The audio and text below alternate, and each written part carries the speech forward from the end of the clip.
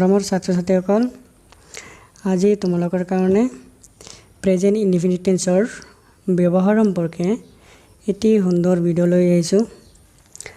আশা ৰাখিছোঁ তোমালোকে ভিডিঅ'টো প্ৰথমৰ পৰা শেষলৈ চাবা আৰু বিষয়বস্তুবিলাক বুজি ল'বলৈ চেষ্টা কৰিবা আৰু ইয়াত থকা মূল বিষয়বস্তুবিলাক তোমালোকে বহীত লিখি ল'বা। আগৰ পাঠত আমি পাই আহিছোঁ প্ৰেজেন্ট ইনডিফিনিট টেন্স কাক বোলে। আজি আকৌ কওঁ প্ৰেজেন্ট ইনডিফিনিট টেন্স হৈছে অৰ্থাৎ যি বাক্যই বৰ্তমান কালত কোনো এটা কাম কৰা বা হোৱা বুজায় তাকে প্ৰেজেন্ট ইনডিফিনিট টেন্স বুলি কোৱা হয়। ইয়াৰ গঠন হৈছে subject plus main verb verb plus object বা এক্সটেনশন। অৰ্থাৎ প্ৰেজেন্ট ইনডিফিনিট টেন্সৰ বাক্য গঠন কৰোঁতে সাবজেক্ট আৰু মেইন ভাৰ্বৰ ভাৰ্ব লাগিব আৰু অবজেক্ট বা এক্সটেনশন। এতিয়া আমি ইয়াৰ ব্যৱহাৰ সম্পৰ্কে জানো। কেইটামান নিয়ম আছে, নিয়মখিনি ভালকৈ মনত ৰাখিলে আমি প্ৰেজেন্ট ইনডিফিনিট টেন্সৰ বাক্যবিলাক সহজে শুদ্ধকৈ লিখিব পাৰিম। ৰুল অন চিৰসত্য, সাধাৰণত্ব আৰু অভ্যাসগত আৰু সদায় হোৱা ঘটনাৰ ক্ষেত্ৰত প্ৰেজেন্ট ইনডিফিনিট টেন্স বুলি ব্যৱহাৰ কৰা হয়। চিৰসত্য, সাধাৰণত্ব বা অভ্যাসগত বা সদায় হোৱা যিবিলাক ঘটনা আছে সেই ঘটনাৰ ক্ষেত্ৰত প্ৰেজেন্ট ইনডিফিনিট টেন্স বুলি কোৱা হয়। উদাহৰণস্বৰূপে ধৰা চিৰসত্য যে পৃথিৱী সূৰ্যৰ চাৰিপিনে ঘূৰে, জোনে ৰাতি পোহৰ দিয়ে, সূৰ্য পূব ফালে উদয় হয়, সূৰ্য পশ্চিম ফালে মাৰ যায় বা অস্ত যায়। সাধাৰণতে ধৰা হেয়াৰ ইজ ব্লাক, যে কিছুমান মানুহৰ চুলি ক'লা আৰু কিছুমান মানুহৰ চুলি বগা হয়। আৰু ইয়াত এটা কথা হ'ল অঞ্চলভেদে মানুহৰ চুলি ক'লা বা বগা হয়। ৱেষ্টাৰ্ণ কাণ্ট্ৰি পশ্চিমীয়া দেশবিলাকৰ মানুহৰ চুলি বগা হয় বা ৰং মুগা বৰণীয় হয়। কিন্তু আমাৰ ভাৰতবৰ্ষৰ আদি কৰি কিছুমান ৰাষ্ট্ৰত মানুহৰ চুলি কি হয়, ক'লা হয়। এইবিলাক হ'ল কি সাধাৰণত্ব। আৰু বহুত বাক্য আছে, আমি উদাহৰণ পাম। অভ্যাসগত অৰ্থাৎ যিবিলাক কাম মানুহৰ অভ্যাসত পৰিণত হৈছে সেইবিলাকক অভ্যাসগত বাক্য বুলি কোৱা হ'ব। যে ৰাতিপুৱা সোনকালে উঠা, যে বাক্য যেতিয়া আমি ক'ম যে তেওঁ ৰাতিপুৱা সোনকালে উঠে বা ৰাতিপুৱা ব্যায়াম কৰাৰ এটা অভ্যাস, সদায় খেলাৰ এটা অভ্যাস। কিছুমান আছে আবেলি সময়ত খেলি থাকে। এইবিলাক হ'ল কি অভ্যাসগত কাম। আৰু তোমালোক ছাত্ৰ হিচাপে তোমালোকৰ অভ্যাস কি যে আমি ডেইলি পঢ়ি থাকোঁ, অৰ্থাৎ আমি নিতৌ পঢ়া শুনা কৰোঁ। সেইটো এটা অভ্যাসত পৰিণত কৰিব লাগিব, তেতিয়াহে ভালকৈ পঢ়া শুনা কৰি ডাঙৰ মানুহ হ'ব পাৰিবা। আৰু এটা হ'ল কি সদায় হোৱা ঘটনা, যে যিবোৰ কাম সদায় চলি থাকে সেইবিলাকক সদায় হোৱা ঘটনা শাৰীত ধৰা হয়। আগতে কোৱা হৈছে যে পৃথিৱী সূৰ্যৰ চাৰিওপিনে ঘূৰে, এইটো এটা সদায় ঘটনা এটা চলি আছে। এইবিলাক কিছুমান ঘটনাৰ ক্ষেত্ৰত প্ৰেজেন্ট ইনডিফিনিট টেন্স ব্যৱহাৰ কৰা হয়। আমি কেইটামান এক্সাম্পল লওঁ। দ্য ছান ৰাইজ ইন দ্য ইষ্ট। প্ৰথম 1 নম্বৰ বাক্য এনেকুৱা আমাৰ পৰীক্ষাত বাক্য আহিব, কিন্তু বাক্যটো কি আছে, ভুল আছে। ক'ত ভুল আছে? বন্ধনীত বাক্যটো ভুল আছে। এইটো আমাৰ কি কৰিব লাগিব, শুদ্ধ কৰিব লাগিব। এনেকুৱা বাক্য আমাৰ পৰীক্ষাত দিব। এই বাক্যটো আমাৰ পৰীক্ষাত দিল, ছাপ'জ এইটো দিলে তোমালোকে টেন্স শুদ্ধ কৰিব লাগিব বা ভাৰ্ব কাৰেকশ্যন কৰিব লাগিব। তেতিয়া আমাৰ কি কৰিব লাগিব, এই যে বাক্যটোৰ অৰ্থ জানিব লাগিব। অৰ্থটো কি, দ্য ছান ৰাইজ ইন দ্য ইষ্ট। কিন্তু এতিয়া আমি শুদ্ধকৈ যেতিয়া ক'ম অসমীয়াত প্ৰথম আহা যে সূৰ্য পূব ফালে উদয় হয়। যেতিয়া আমি শুদ্ধ ইংৰাজী ক'ম তেতিয়া আমাৰ কি কৰিব লাগিব, এইটো ভাৰ্বটো শুদ্ধকৈ লিখিব লাগিব। দ্য ছান ৰাইজ আছিল, ৰাইজৰ লগত এজ যোগ হৈছে, তেন্তে কি হ'ল ৰাইজেছ ইন দ্য ইষ্ট। বাক্যটো কি হ'ল, শুদ্ধ হ'ল। কেনেকৈ শুদ্ধ হ'ল, প্ৰথম আমাৰ জানিব লাগিব যে চিৰসত্য বাক্য আমাৰ প্ৰেজেন্ট ইনডিফিনিট টেন্সত ব্যৱহাৰ কৰা হয়। গঠন কি, গঠন আনিব লাগিব সাবজেক্ট মেইন ভাৰ্বৰ ভাৰ্ব প্লাছ অবজেক্ট বা এক্সটেনশন। এই গঠনত যেতিয়া আমি লিখিম তেতিয়া কি হ'ব, বাক্যটো প্ৰেজেন্ট ইনডিফিনিট টেন্সত হ'ব। যদি আমি এই গঠনত যদি নাযাওঁ তেন্তে কি হ'ব, বাক্যটো ভুল হোৱাৰ সম্ভাৱনা থাকিব। হৈ গ'ল আমাৰ প্ৰেজেণ্ট ইনডিফিনিট টেন্সৰ বাক্য শুদ্ধ। এতিয়া এটা প্ৰশ্ন হ'ল যে ইয়াত এছ বা ইয়েছ কিয় আহিল, এছ বা ইয়েছ কিয় আহিল? তোমালোকে সেইটো ক'ম আৰু এটা বাক্য জানি লওঁ, তাৰপিছত তোমালোকে এছ বা ইয়েছৰ বিষয়টো কৈ দিম।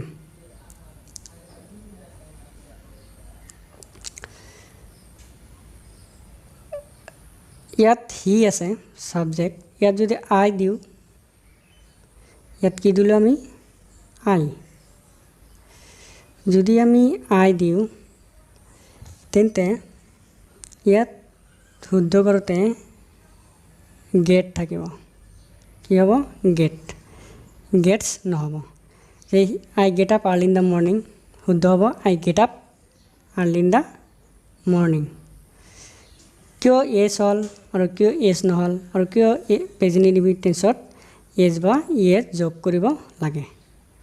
এইটো এটা ধুনীয়াকৈ নোটছ বনাইছোঁ, তোমালোকে নোটটো ভালকৈ পঢ়ি ল'বা যে প্ৰেজেণ্ট ইনডিফিনিট টেন্সৰ বাক্য এটা শুদ্ধকৈ লিখিবলৈ হ'লে ছাবজেক্ট অনুযায়ী, কি অনুযায়ী?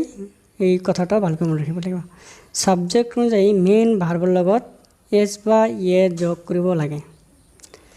আকৌ কৈছোঁ প্ৰেজেণ্ট ইনডিফিনিট টেন্সৰ বাক্য যেতিয়া শুদ্ধ কৰি লিখিম তেতিয়া আমি কি কৰিব লাগিব? ছাবজেক্ট অনুযায়ী মেইন ভাৰ্বৰ লগত এছ বা ইয়েছ যোগ কৰিম। কি যোগ কৰিম? এছ বা ইয়েছ। এতিয়া কথা হ'ল, প্ৰশ্ন হ'ল যে কোনবিলাক ছাবজেক্ট থাকিলে এছ মেইন ভাৰ্বৰ লগত এছ হ'ব, কোনবিলাক ছাবজেক্ট থাকিলে মেইন ভাৰ্বৰ লগত এছ বা ইয়েছ যোগ নহ'ব, সেই আমি কেনেকৈ গম পাম?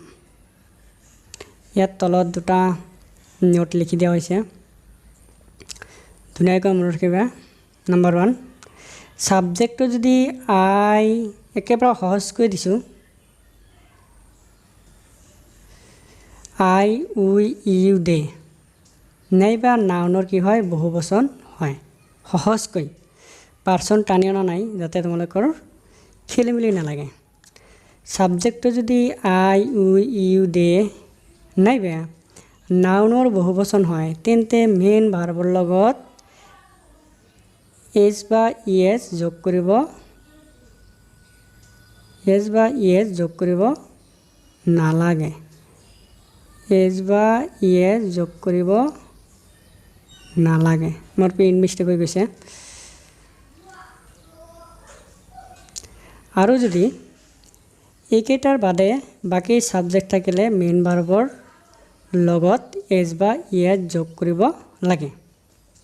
তেন্তে আমাৰ আহিল যে ছাবজেক্টটো যদি আই উই ইউ দে নাইবা নাউনৰ বহুবচন হয় তেন্তে মেইন ভাৰ্বৰ লগত এছ বা ইয়েছ যোগ কৰিব নালাগে। তেতিয়া কেতিয়াও আমি মেইন ভাৰ্বৰ লগত এছ বা ইয়েছ যোগ নকৰিম। কিন্তু এইকেইটা ছাবজেক্টৰ বাদে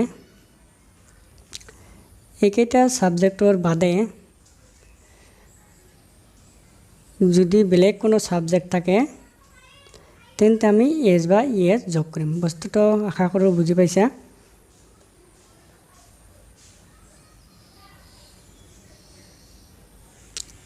যে ইয়াত ছাবজেক্টৰ থাৰ্ড পাৰ্চন ছিংগুলাৰ নাম্বাৰ, সেইকাৰণে ইয়াত এছ বা ইয়েছ যোগ হৈছে। 2 নম্বৰটো পিছত আহিম। He get up early in the morning. ইয়াত বাক্যটো শুদ্ধ কৰিলে কি হ'ব? হি হ'ল থাৰ্ড পাৰ্চন ছিংগুলাৰ নাম্বাৰ, অৰ্থাৎ থাৰ্ড পাৰ্চন ছিংগুলাৰ নাম্বাৰ হ'লে মেইন ভাৰ্বৰ লগত সদায় এছ বা ইয়েছ যোগ কৰিব লাগে। ইয়াৰ উপৰি এনেকৈ মনত ৰাখিবা যে এই ছাবজেক্টটো আই উই ইউ দে নাইবা নাউনৰ বহুবচন নহয় তেন্তে মেইন ভাৰ্বৰ লগত আমি এছ বা ইয়েছ যোগ কৰিম। ঠিক সেইদৰে he always go to school, she always go to school, শ্বীটো থাৰ্ড পাৰ্চন ছিংগুলাৰ নাম্বাৰ, অৰ্থাৎ ইয়াত আই উই ইউ দে নাইবা নাউনৰ বহুবচন নাই। আকৌ ৰাজু ব্যক্তিৰ নাম, আই উই ইউ দে নাইবা নাউনৰ বহুবচন নহয়, সেইকাৰণে মেইন ভাৰ্বৰ লগত কি যোগ হৈছে? এছ বা ইয়েছ যোগ হৈছে। ইয়াত আৰু এটা কথা যে কিছুমান ভাৰ্বৰ লগত ইয়েছ আৰু কিছুমান ভাৰ্বৰ লগত কি যোগ হৈছে? ইয়েছ যোগ হৈছে। এইখিনি তোমালোকক নোট লিখি দিয়া হৈছে ক্লাছত, তোমালোকে ক্লাছৰ পৰা চাই ল'বা। তাৰপৰা শ্বৰ্টকাট কৈ দিওঁ, যদি মেইন ভাৰ্বৰ শেষত কি থাকে? S S S H C H x নাইবা অ' থাকে, তেন্তে ভাৰ্বৰ লগত ই এছ যোগ কৰা হ'ব। তেন্তে ভাৰ্বৰ লগত কি যোগ কৰা হ'ব? ই এছ যোগ কৰা হ'ব। যদি একেটা নাথাকে তেন্তে ভাৰ্বৰ লগত এছ বা ই এছ যোগ কৰোঁতে অকল আমি এছ যোগ কৰিম। আৰু এটা, যদি ভাৰ্বৰ শেষত কি থাকে? ৱাই থাকে আৰু ৱাইৰ আগত যদি কি থাকে?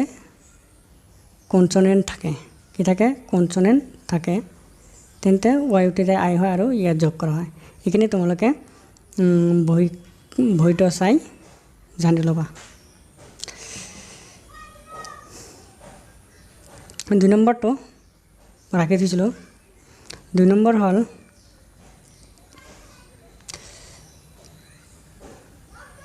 কইলবিলাক। এইটো হ'ল চিৰহস্ত বাক্য। কয়লা কলা। আমি জানো কয়লা কি? কলা। যদি চিৰহস্ত বাক্যৰ বন্ধনীত বি থাকে, বন্ধনীত কি থাকে? এক কথাত মনত ৰাখিবা, চিৰহস্ত বাক্যৰ বন্ধনীত বি থাকিলে বিৰ পৰিৱৰ্তে আমাৰ ইজ ব্যৱহাৰ কৰিব লাগিব। মনত থাকিব যে যদি চিৰহস্ত বাক্যৰ বন্ধনীত বি থাকে, বিৰ পৰিৱৰ্তে আমি কি বহাম? ইজ বহাম। কি বহাম? ইজ।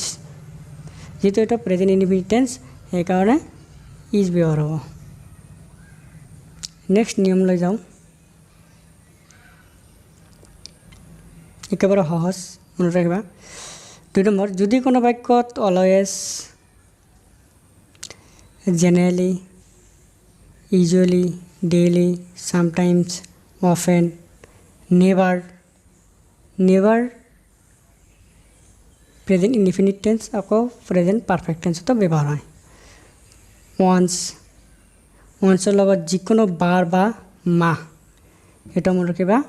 ওৱান্সৰ লগত যিকোনো বাৰ বা মাহ থাকিলে প্ৰেজেণ্ট ইনডিফিনিট টেন্সত ব্যৱহাৰ কৰা হ'ব।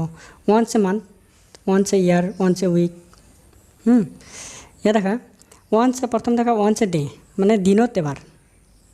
ওৱান্স এ উইক সপ্তাহত এবাৰ, ওৱান্স এ মান্থ মাহত এবাৰ, ওৱান্স এ ইয়াৰ বছৰত এবাৰ। যদি ওৱান্সৰ লগত সময়ৰ কথা উল্লেখ থাকে তেন্তে কি কৰিবা? প্ৰেজেণ্ট ইনডিফিনিট টেন্সত বাক্যটো শুদ্ধ কৰিব। ঠিক সেইদৰে every day, every morning, every Sunday, every year, অৰ্থাৎ এভৰিৰ লগত যিকোনো সময় উল্লেখ থাকিলে, এভৰিৰ লগত কি থাকিলে? যিকোনো সময় উল্লেখ থাকিলে বাক্যটো প্ৰেজেণ্ট ইনডিফিনিট টেন্সত ব্যৱহাৰ কৰা হয়। এই নিয়মটো একেবাৰে সহজ, কেৱল এইকেইটা এডভাৰ্ব আমাৰ জানিব লাগিব যে always, generally, usually, daily, চামটাইমছ, often, never আৰু ওৱান্সৰ লগত যিকোনো সময়ৰ কথা উল্লেখ থাকিলে নাইবা এভৰিৰ লগত যিকোনো সময়ৰ কথা উল্লেখ থাকিলে বাক্যটো প্ৰেজেণ্ট ইনডিফিনিট টেন্সত ব্যৱহাৰ কৰা হয়। আমি নিয়মলৈ আহোঁ। 1 নম্বৰ, আই গ' টু গুৱাহাটী এভৰি মান্থ। ইয়াত কি আছে? এভৰি মান্থ আছে। ইয়াত কি আছে? ইউজুৱেলি আছে। আমি পালোঁ যে এভৰিৰ লগত যিকোনো সময়ৰ কথা উল্লেখ থাকিলে বাক্যটো কোন টেন্সত ব্যৱহাৰ কৰিব লাগিব? Present indefinite tense. এতিয়া আমি প্ৰেজেণ্ট ইনডিফিনিট টেন্সৰ বাক্যটো শুদ্ধ কৰোঁ যে আই গ' টু গুৱাহাটী এভৰি মান্থ। ইয়াত শুদ্ধ হ'ব আই গ' টু গুৱাহাটী এভৰি মান্থ। ইয়াত এছ বা ইয়াত যোগ নহ'ল, কাৰণ ইয়াত ছাবজেক্টৰ আই আছে। আমি আগতে জানিছোঁ ছাবজেক্টৰ আই, উই, ইউ, দে নাইবা নাউনৰ বহুবচন থাকিলে মেইন ভাৰ্বৰ লগত এছ বা ইএছ যোগ কৰা নহয়।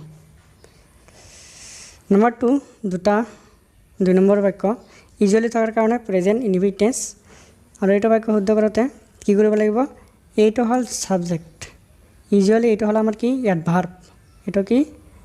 এডভাৰ্ব। এইটো কেতিয়াও ছাবজেক্ট নহয়, সময় নিৰ্দেশ কৰিছে। গতিকে ছাবজেক্টৰ থাৰ্ড পাৰ্চন ছিংগুলাৰ নম্বৰ অৰ্থাৎ আই, ইউ, দে নাইবা নাউনৰ বহুবচন নাই, তেন্তে মেইন ভাৰ্বৰ লগত কি যোগ হ'ব? এছ বা ইএছ যোগ হ'ব। যিহেতু এৰাইবৰ শেষত ই আছে সেইকাৰণে ইয়াত অকল এছ যোগ হৈছে।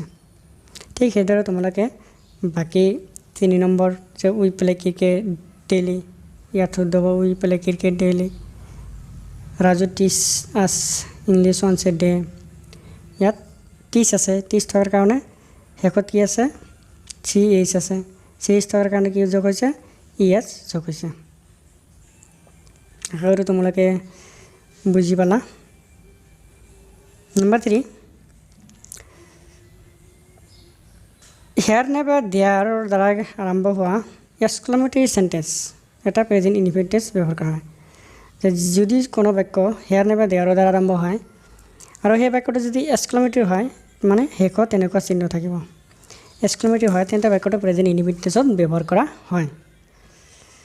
এই দুটা বস্তু মনত ৰাখিব লাগিব। হেয়াৰ নাইবা দেয়াৰৰ দ্বাৰা আৰম্ভ হোৱা বাক্যটো যদি কি চেণ্টেন্স হয়, এক্সক্লেমেটৰী চেণ্টেন্স হয়, তেতিয়া আমাৰ বাক্যটো প্ৰেজেণ্ট ইনডিফিনিট টেন্সত ব্যৱহাৰ কৰা হয়। আমি উদাহৰণ চালে গম পাম। Look there go the bus, চোৱা বাছটো তালৈ গৈ আছে। অৰ্থাৎ বাক্যটোৰ অৰ্থ কণ্টিনিউৱাছ টেন্স যেন লাগিলেও হোৱা মুহূৰ্তত কামটো সম্পাদন হয় কাৰণে বাক্যটো প্ৰেজেণ্ট ইনডিফিনিট টেন্সত ব্যৱহাৰ কৰা হয়। ইয়াত দেয়াৰ গো দ্য বাছ অৰ্থাৎ ছাবজেক্ট নাই, দেয়াৰটো আমাৰ কি নহয়, ছাবজেক্ট নহয়, সেইকাৰণে ইয়াত গোজ ব্যৱহাৰ হৈছে। তাৰপিছত 2 নম্বৰ বাক্যত দেখা হিয়াৰ দে কাম, সিহঁতে ইয়ালৈ আহি আছে। অৰ্থাৎ কণ্টিনিউৱাছ হ'লেও ইয়াত হোৱা মুহূৰ্তত বুজাইছে কাৰণে প্ৰেজেণ্ট ইনডিফিনিট। দেটো বহুবচন অৰ্থাৎ দেটো থাকিলে মেইন ভাৰ্বৰ লগত কেতিয়াও এছ বা ইয়াত যোগ কৰা নহয়, সেইকাৰণে কি হৈছে ইয়াত অকল বন্ধনীটো উঠাই গৈছে, মনত থাকিব। লাষ্ট এটা নোট আছে।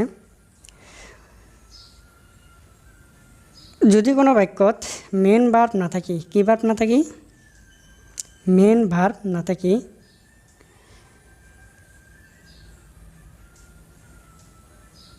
অক্সিলাৰী ভাৰ্বৰ এম ইজ আৰ থাকে, অক্সিলাৰী ভাৰ্ব কি থাকে, am is are have has থাকে, তেন্তে বাক্যটো প্ৰেজেণ্ট ইনডিফিনিট টেন্সত ধৰা হয়। তেন্তে বাক্যটো লিখা হোৱা নাই, প্ৰেজেণ্ট ইনডিফিনিট টেন্সত ব্যৱহাৰ কৰা হয়। উদাহৰণস্বৰূপে তোমালোকে বহীত লিখি ল'বা। I am a boy, she is a girl, he is a boy, I have a pen, he has a pen, we are student. এইবিলাক হ'ল আমাৰ কি প্ৰেজেণ্ট ইনডিফিনিট টেন্সৰ বাক্য। এই বাক্যবোৰত সাধাৰণতে মেইন ভাৰ্ব নাই, এই অক্সিলাৰী ভাৰ্বৰ মেইন ভাৰ্ব হিচাপে ব্যৱহাৰ হয়। অৰ্থাৎ অক্সিলাৰী ভাৰ্বটোৱে ছাবজেক্ট আৰু অবজেক্টৰ মাজত সংযোগ স্থাপন কৰি বাক্যটোৰ মূল অৰ্থ প্ৰকাশ কৰে। মৰমৰ ছাত্ৰ ছাত্ৰীসকল, আজিলৈ এইখিনি। তোমালোকে ভালকৈ পঢ়িবা আৰু আমাৰ বৰদবী এছ এছ স্কুলৰ ইউটিউব চেনেলটো লাইক, শ্বেয়াৰ এণ্ড ছাবস্ক্ৰাইব কৰিবা।